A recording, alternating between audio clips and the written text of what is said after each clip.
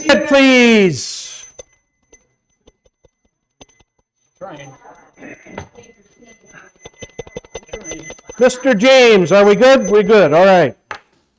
Let us proceed then with questions and or comments from the assembled mob on various topics of concern and or consideration that you may have at your brain cells tips, so to speak.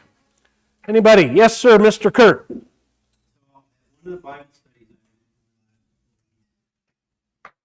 We were talking about death. Talking about what? Death. Death, okay?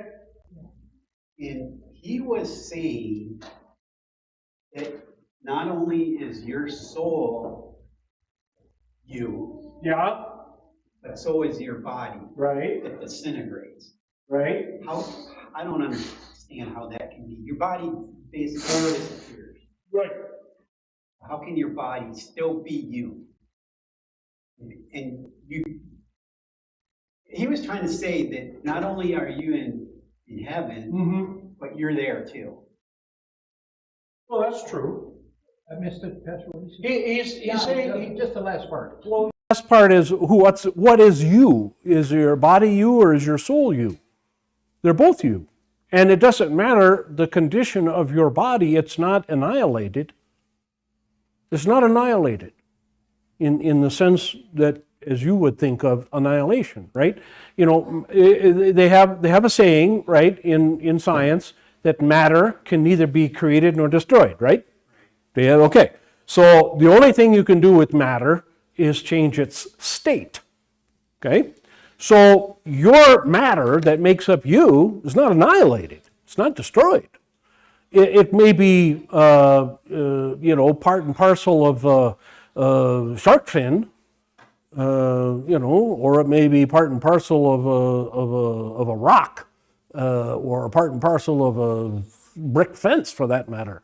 But it's not destroyed.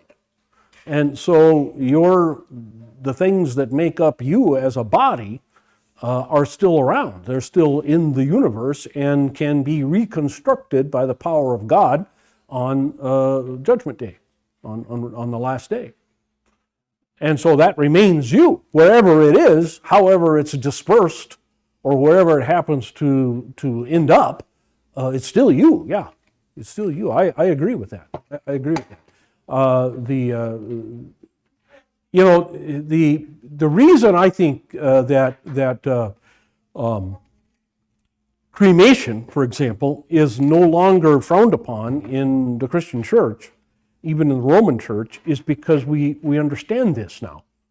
Used to be that creation was frowned upon not only because it was mostly used by pagan religions, but also because it seemed to be a kind of a test, or kind of a in your face to God. Yeah, try to put this back together again, God, kind of thing.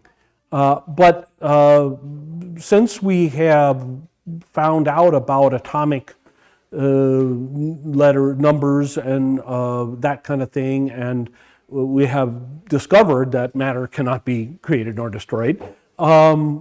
Now the church understands that that is just an acceleration of the natural decaying process. That the fact is that the dust that you become in cremation is really no different than the dust that King David became by laying in a cave for 1,000 years. He became dust. So did you. You became dust in 12 hours or whatever it takes, I forget. But the same thing. And the same with, I had a member a few years back who was concerned. Well, what are people going to think if my ashes are scattered on a mountain down by Patagonia, where I grew up? What are people going to think? Are they going to think that I'm flaunting God? And I said, no, I don't think so anymore. And if anybody asks, I'll tell them that that's just an acceleration of what would happen naturally. I mean, you think about it, cemeteries are odd things, frankly. A lot of cemeteries, we've talked about this before, a lot of cemeteries become unkempt and even become lost, become totally lost. Therefore, Or, they disintegrate and sometimes get plowed under and, you wind up being part of an ear of corn, your nutrients or whatever. You think about the Titanic or the Arizona. That both of them have been designated as cemeteries. One of the reasons you can't take anything from the Titanic anymore, if you were able to have the money to send something down to visit it, you can't take anything from there, is because it's been declared a grave site. Same with the USS Arizona. It's not only a memorial, and it's not only an active ship still on the rolls, which it is, but it is also a grave site. Now, the last people that went in there for a purpose, they were checking leaking oil, could testify that, there were shoes, belt buckles, hats, leather belts, and other things, but there were no bones. The bones are long gone. The bodies are long gone. The bodies are part of some fish, and then that fish became a taco, and that taco became part of some Hawaiian, mixed with a little Spam, and so. But that person, that sailor, still exists. So yeah, I totally agree with that. Even though, I agree also with you. We can't understand that. That's way beyond our comprehension. Well, the thing that gets me though is when I think about who I am, it's not this. Right. It's in here somewhere. But it will be. It will be. I mean, when God reconstructs you, you will be you. You will be you. They say, for example, your fingerprints will not have changed in heaven. In your glorified body, your fingerprints will still be Exactly the same as they are right now. Your retina distribution will be the same. If you had to get into a secret vault, you could get into a secret vault in heaven. Not that there will be, but if you had to, you could. Okay, your ear. They say that the ridges and whatever of your ear is identical, is different with every single human being. Take an ear imprint and it's different. That will be exactly the same. Now, whether or not you will have moles, I don't know. Jesus kept the scars, but there was a purpose for that. And you could also argue that the holes in his side and in his hands were also there. They were holy, and so they would also therefore be glory. They would be gloriful rather than sinful. Okay, so they wouldn't. In his case, the scars would not be signs of sin. In our case, when we have scars, it's signs of sin. It's signs that our bodies did something, that there was some effect of the fall that a surgeon had to go in and correct. Or that we fell out of a tree, or that we were in a car accident or something. In other words, when we get scars, most of the time, they are effects of the fall, either our fault or somebody else's fault. Okay, that's not true in Jesus' case, because Jesus offered a perfect sacrifice. So those scars would not necessarily diminish his glory. Whereas our blemishes, like bad eyesight, bad hearing, moles and such and all that, those are effects of the fall. And we won't have those. Now, other things I don't know. All I know is that you will be you. Yes? Job says, with these eyes I will see. Yeah, with these eyes. Good point. Yes. And in my skin, Yeah. in my skin, I will see my Redeemer, and not another. Job's words reinforce the idea that the resurrection is at one and the same time a general resurrection, both believers and unbelievers even, but also a very particular and personal resurrection, so that we are who we are. Yeah. We will know as we are known, Paul says. And how can we be known if we all look alike? You know, the Christian church has been through a lot of thinking on this over the centuries, and in some cases, Christian church would say, well, everybody's going to look like Jesus. Okay, everybody's going to look like Gabriel or one of the other angels. No, it's very clear. Paul's words are very clear. We will know others as we are known, and you can't be known as yourself unless you look like yourself, right? Rachel? I have not read the book. I've read summaries of it and read about it. He saw his grandfather. Yeah. Right. In any of those near-death encounters, remember, please, that the ghost, quote unquote, that appeared to Saul looked like Samuel, but could not possibly have been Samuel. Okay, the Bible says once you're dead, you're dead. You're in heaven as a believer, and you don't come back to visit earth. Okay. Now that's not to say that God could not do that. I'm not saying that. I'm saying that the Bible says that does not happen. Moses and Elijah were not dead.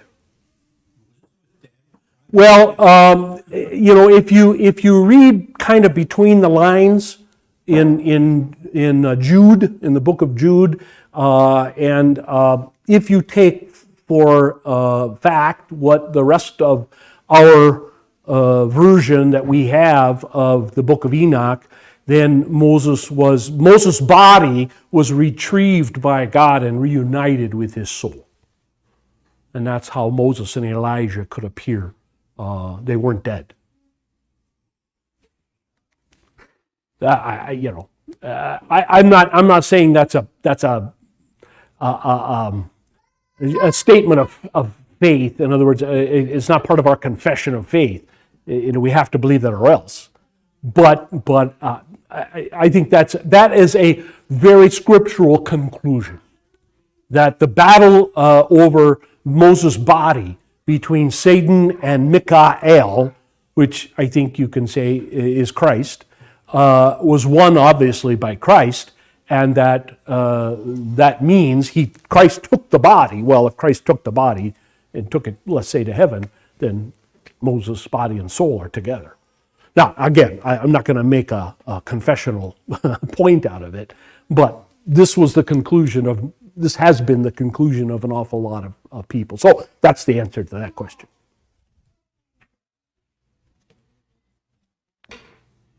Anything else? Yes, sir. I'm comment on Bible basics. Yes, Suzanne and I were in in person. Okay, thank you. I've gotten a number of comments, so I appreciate everybody's comments on that. What's that about?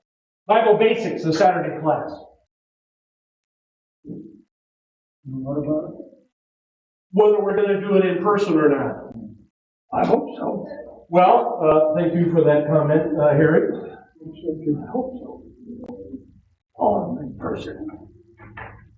You like me being me, huh? You like me in the flesh. Okay. You don't like the digital version, huh? Yes, ma'am. It's okay, but I like the real one better.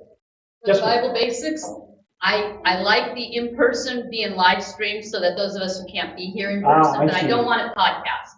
All right. Anything of a theological and or religious, spiritual nature before we go back to Eastern Orthodox Church. I don't see a request for the floor. Now, what we're going to speed this up a little bit because I understand that the need for some thorough study on the Roman Church, because we're surrounded by Romans. Many of our friends, many of our neighbors, some of our family are Romans, and so we needed to understand that church. We've so far gotten into kind of the basics and the history of the Eastern Church. Very few of us run into any Eastern Orthodox. And so, we're going to move along a little quicker than normal here. We're going to make it one way or another to paragraph 71. And if we don't, I'll tell you right now, my intention next week is to pick up with paragraph 72, whether I've read through the rest with you. So then it becomes your responsibility. If we get to only paragraph 60, then it's your responsibility, please, to read 60 through 71, and if you have some questions, to make them at the beginning of the class, please. Okay? Yes, sir. 71 or 72, because 72 starts baptism, 71 is the last. Yeah, I get through 71. That's the idea.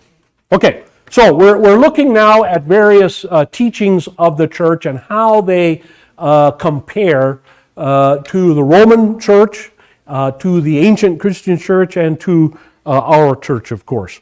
47. Eastern Christians believe that when a person dies, his soul is temporarily separated from his body, although it may linger for a short period on earth. They believe that.